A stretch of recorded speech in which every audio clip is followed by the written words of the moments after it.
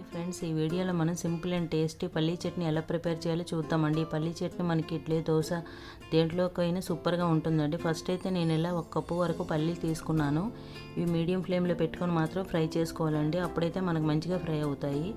ఇలా మంచిగా ఫ్రై చేసుకున్న తర్వాత దీని మీద ఇలా మొత్తం ఫ్రై అయ్యాక దీని మీద ఉండే పొట్టు అంతా మొత్తం తీసి మనమైతే బాగా ఫ్రై అయిన తర్వాత ఒక సైడ్కి అయితే పెట్టుకోవాలండి. దీని పొట్టు తీసి నెక్స్ట్ ఒక చిన్న కడాయి పెట్టుకొని అందులో కొంత ఆయిల్ వేసి అందులోకి ఇలా 4-5 పచ్చిమిరపకాయలు, ఒక 4 వెల్లుల్లి రెబ్బలు వేసుకున్న తర్వాత ఒక స్పూన్ వరకు ఇలా జీలకర్ర వేసుకోవాలి. నెక్స్ట్ ఇందులోకి ఇప్పుడు ఒక ఇంత చింతపండు వేసుకోవాలండి. వేసుకుంటే టేస్ట్ బాగుంటుంది.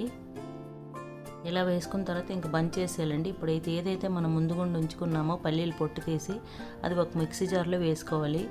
నెక్స్ట్ ఈ తాలింపు చల్లారిన తర్వాత ఇది కూడా ఈ మిక్సీ జార్లో వేసుకోవాలి. వేసుకున్నాక దీనికి చట్నీకి సరిపోయినంత సాల్ట్ కూడా యాడ్ చేసుకొని కొంచెం వాటర్ యాడ్ చేసుకోవాలండి. యాడ్ చేసుకొని ఇంకైతే ఇదంతా మిక్సీ తిప్పుకున్న తర్వాత ఇదేసి సైడ్కి పెట్టుకోవాలండి. ఈ చట్నీ ఇప్పుడు అదే కడాయి పెట్టుకొని అందులో కొంత ఆయిల్ వేసుకొని తాలింపు కోసం ఇలా ఆవాలు, మినపప్పు, శనగపప్పు, నెక్స్ట్ కొంచెం జీలకర్ర, నెక్స్ట్ ఇలా ఎండుమిరపకాయలు, కొంత కరివేపాకు కూడా యాడ్ చేసుకున్న తర్వాత మొత్తం బాగా ఫ్రై చేసుకోవాలి. ఫ్రై అయిన తర్వాత మనం ఏదైతే చట్నీ సైడ్కి పెట్టుకున్నామో ఒక గిన్నెలో, ఆ గిన్నెలోకి ఈ తాలింపు అనేది యాడ్ చేసుకోవాలండి. యాడ్ చేసుకుంటే ఇంకా మనకి సింపుల్ అండ్ టేస్టీ పల్లీ చట్నీ రెడీ అయిపోయిందండి.